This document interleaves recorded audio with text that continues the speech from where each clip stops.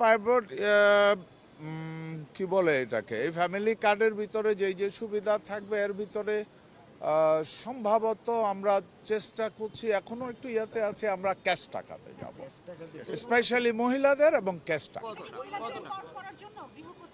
জি,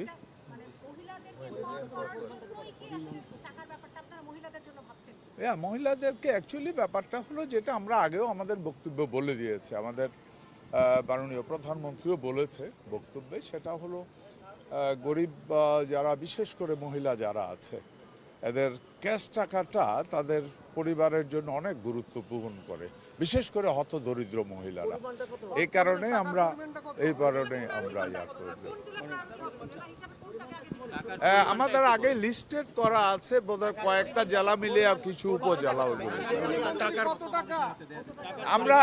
আমরা জাস্ট ঈদের আগে আমরা করব পাইলটিং, এটা ফাইনাল হয়ে গেছে যে আমরা শুরু হবে, এর ভিতরে আপনারা আরো স্পেসিফিক অ্যান্সার যেটা আছে ওইটা আমরা হয়তো 2,500 টাকা হবে যেভাবে।